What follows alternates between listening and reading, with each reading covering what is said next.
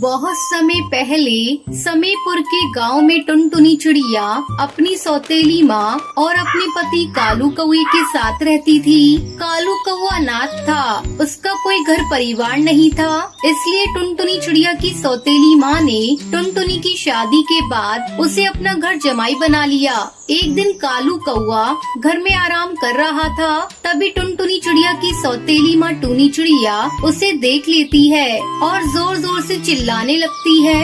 कालू, ये भी कोई आराम करने का समय है? जाकर खेत में टमाटर फसल की रखवाली करो, वरना कोई जानवर आकर खा जाएगा। माँ, अभी अभी तो ये खेत में पौधों को पानी देकर आए हैं, थोड़ी देर आराम कर लेने दो, फिर ये चले जाएंगे।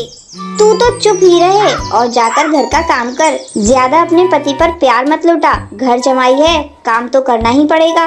टुनटुनी, तू जाकर काम कर, मैं खेत पर चला जाता हूँ। सोचा था भोजन करके थोड़ा आराम कर लूँगा, लेकिन सासू माँ की चिक चिक की वजह से मैं यहाँ आराम नहीं कर पाऊँगा। पर भोजन करके जाओ, ऐसे कैसे काम चलेगा? नहीं टुनटुनी, सासू माँ की बातों से ही मेरा पेट भर गया।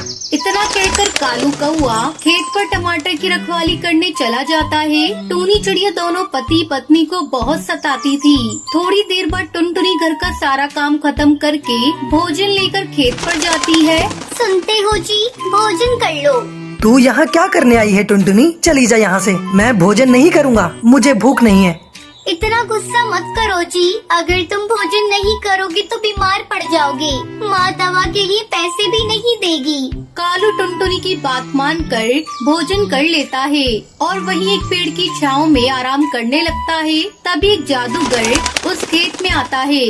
अरे वाह, इस खेत में बहुत ही लाल लाल रसीले टमाटर लगे हैं और मुझे भूख भी लगी है। जादूगर कौवा टमाटर खाने लगता है और फिर पेट भरने के बाद वहाँ से चला जाता है। शाम होने पर टूनी चिड़िया अपने खेत में टमाटर की फसल को देखने जाती है।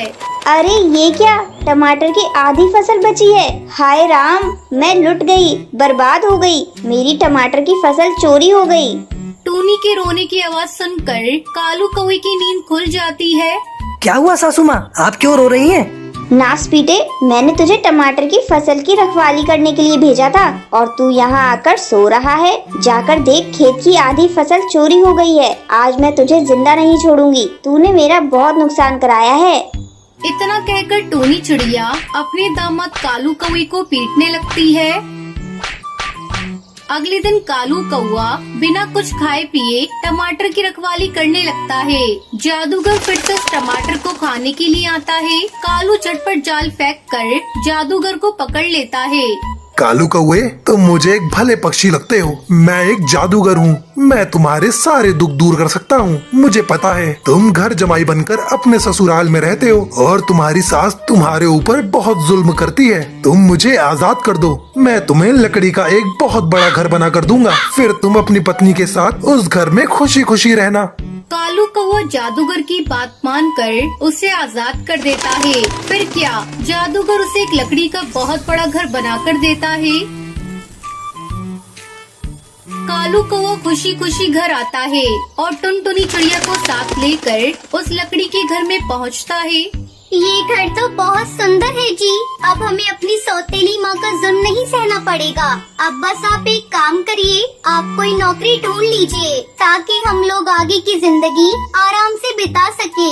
अब कालू कौवा एक ढाबे पर नौकरी करने लगता है। फिर दोनों पति पत्नी उस लकड़ी के घर में खुशी खुशी रहने लगते हैं।